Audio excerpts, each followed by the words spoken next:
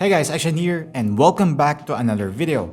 This time we have another NVIDIA GeForce RTX 3080 card, the AORUS Xtreme GeForce RTX 3080 10G. We'll talk about the features of the card as well as NVIDIA features that make the Ampere architecture a compelling offer against the competition. Pero bago ang lahat, unboxing muna tayo.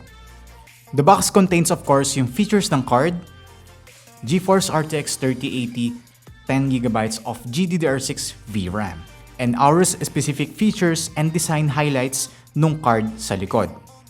Opening the lid, we have the documentation which contains yung quick start guide and warranty card. Underneath is yung card and then yung AORUS Xtreme robot which is a limited edition freebie. Also yung AORUS metal sticker for your casing. Now on the card. I think at first glance, ito yung pinakamalaking RTX 3080 card na nakita ko so far. Featuring their max coverage cooling solution. It features 2x 115mm and 1x 100mm fans with wind claw design and alternate spinning, completely covering the angular heatsink fins with air pressure while preventing turbulence. Meron ding itong screen cooling which allows the airflow to pass through sa backplate para mas ma-dissipate ang heat. Also, meron ding vapor chamber at heat pipes na malaki, working similarly to transfer heat and dissipate it away from the GPU and VRAMs. Mabigat yung card, so make sure to have an anti-sag device just in case. Kasi it occupies 4 slots in the PCIe expansion slot space, so malaki talaga siya.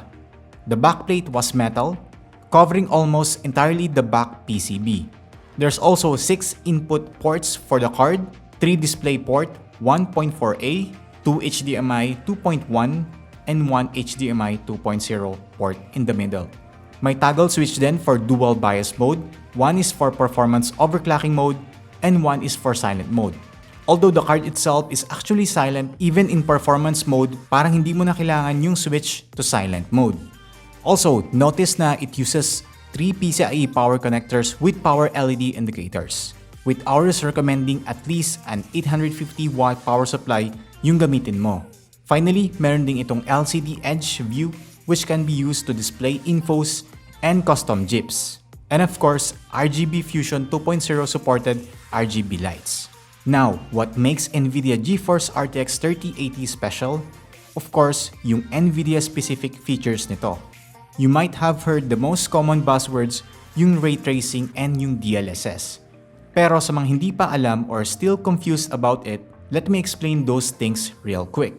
Ray tracing is simply yung simulation ng physical behavior ng light, whether reflections or shadows, so that you can think of the light effects being realistic. Like yung rays, yung tutok at bouncing ng lights, as well as yung degree of detail niya. Unlike the usual pre-rendered shadows na parang box and pixelated ang dating on older style of rendering.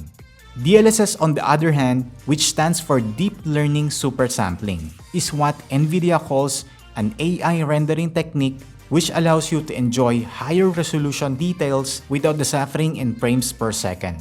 For example, you can play in AI upscaled 4K pero parang 1080p lang ang FPS performance mo.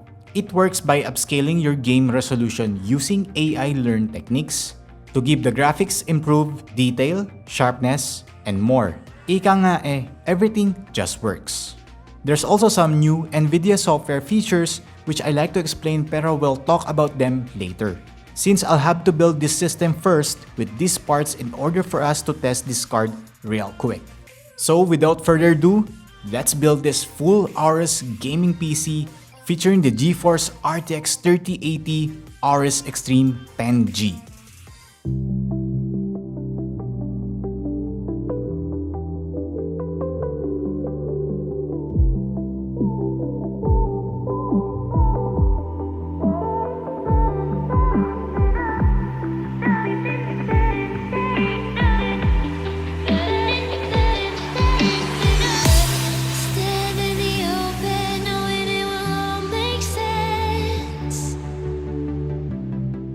One day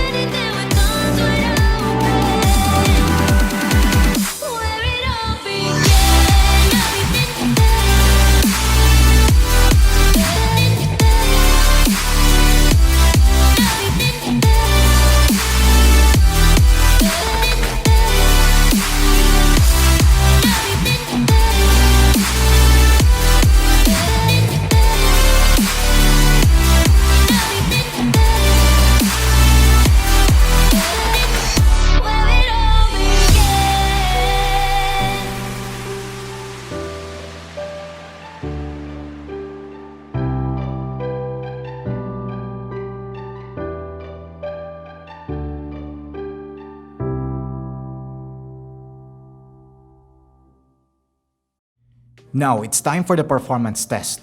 I loaded games that are currently compatible with the ray tracing features and DLSS. We have here a test for RTX on and RTX off, as well as DLSS on and DLSS off, so that we can see what's the difference in terms of frame rates and visually. All games here are tested on native 1440p, which I think could be the sweet spot for this card, especially gaming with RTX on. First on the test in Minecraft. Here, kitang-kita naman natin ang pagkakaiba ng Minecraft world with ray tracing on, in terms of lighting pa lang as well as reflections, light rays, and realism ng objects. But what we are focusing here is not the actual RTX effect. You already know that. So we'll talk about how the RTX features perform in this card. Dati kasi yung unang implementation ng ray tracing, when it is on, grabe yung drop sa FPS sa game na ito, making it not so pleasantly playable. Pero ngayon, we're happy to say that even without DLSS, yung FPS and on the playable side. Of course, enabling DLSS upscaling would even make the frame rates better. As you can see, here are the video of RTX and DLSS on. RTX on without DLSS, and totally RTX features off.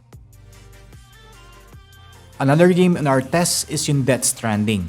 Here, we only have the DLSS option without ray tracing yet, so we'll see the capabilities of DLSS on raising the frame rates much better.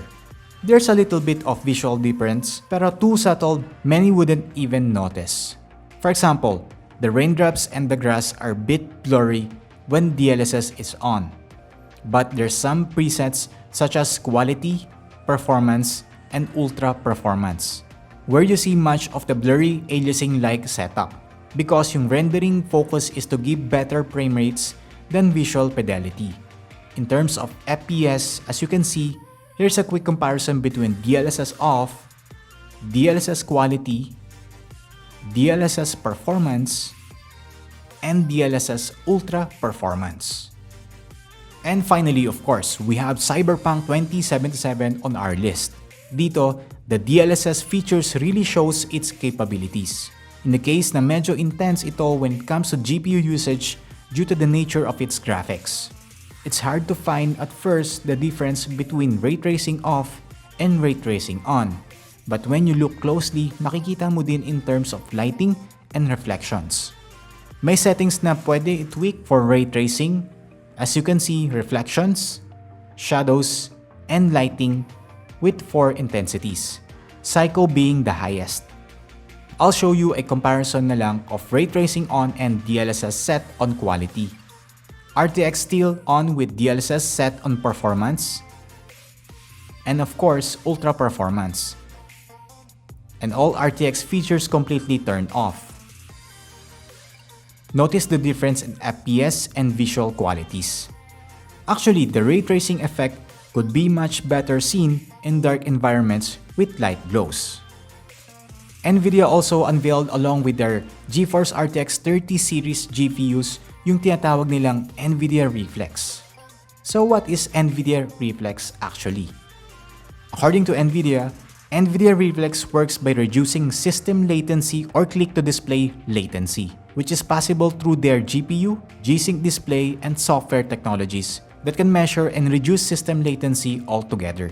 By integrating it with the game, Nvidia Reflex low latency mode works to complete just-in-time rendering, eliminating GPU render queue and reducing CPU pressure in GPU-intensive scenes. It is effectively better than the first driver-only techniques, gaya ng Nvidia Ultra Low Latency Mode. Ideal ito for competitive FPS games like Valorant and CSGO, where the aiming and latency really matters the most. Of course, we also have the Nvidia Broadcast app, which utilizes the Nvidia encoder, or more known as Nvenc. The Nvidia Broadcast app simply offers AI-powered solutions such as noise removal from the microphone. So goodbye unnecessary noises gaya ng tahol ng aso, ugong ng aircon at tilaok ng manok, as well as yung virtual background, parang green screen, and replacing the background with either game footage or something you like. And lastly, yung auto frame feature, which automatically zooms in or out, keeping you in the center of the frame by tracking your head movements. It's like having your own camera person. It can be used not only in games, but also in any other live stream functions, such as video conferencing with Zoom or Skype. It can be used with any RTX-enabled GPUs, which uses their dedicated Tensor Core AI processors to aid in making the magic possible. Finally, let's go back to the card itself. For me, isa tong card na overbuild pero well thought ang design. In terms of features, full pack ito, and maybe we can say that it's really extreme for the RTX 3080. Okay siya in terms of design and performance. Of course, as we expect. And aside sa laki niya, which might be a problem for small cases. Can't find anything else na pwedeng maging complaint dito. So there you have it. Thank you guys for tuning in. This has been Xtian. So like the video, subscribe, and I'll see you on my next video.